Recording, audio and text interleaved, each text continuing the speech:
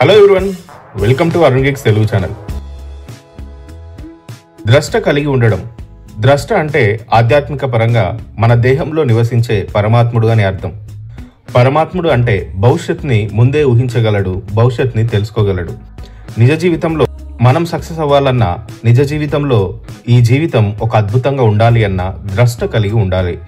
అంటే ముందుగానే భవిష్యత్తుని అంచనా వేయగలగాలి. డార్వినిజం కూడా ఇదే బోధిస్తుంది. Struggle for existence and survival of the fittest. This is called Darwinism. Darwinism ఏం చెప్తుందంటే, మారుతున్న కాలానికి అనుగుణంగా నువ్వు మారాలి.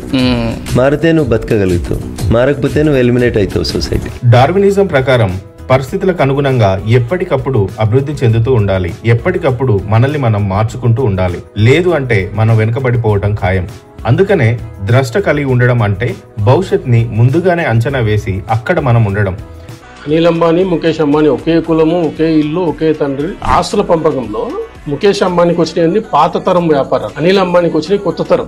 వీళ్ళకి వచ్చినాయంటే టెలికమ్యూనికేషన్, మ్యూచువల్ ఫండ్స్, ఫైనాన్స్, ఇలాంటివన్నీ కొత్త వ్యాపారాలు. ఇవన్నీ ఇతనికి వచ్చాయి. అతనికి వచ్చినాయి ఏంటంటే పెట్రోలియం అవి వచ్చాయి, పాత తరం వ్యాపారాలు అవన్నీ. జియో పెట్టేటప్పుడు 2 లక్షల కోట్లు పెట్టుబడి పెట్టారు. అంటే ఏంటంటే ఒక 10 సంవత్సరాల తర్వాత ఏం జరుగుతుందని గ్రహించి నువ్వు ఆ రంగంలోకి ఇప్పుడు పోతే నిలబడుతుంది. రాబోయే 10 సంవత్సరాల కాలంలో ఎలాంటి వ్యాపారంలో పెట్టుబడి పెడితే, లేదా ఎలాంటి పనిని ఇప్పుడే మొదలు పెడితే మన జీవితం నెక్స్ట్ 10 years తర్వాత అద్భుతంగా ఉంటుందో ముందుగానే భవిష్యత్తును అంచనా వేసి మీరు పెట్టుబడి పెట్టగలిగితే మీ జీవితం చాలా సుఖమయంగా, ఆర్థికంగా బలంగా ఉంటుంది.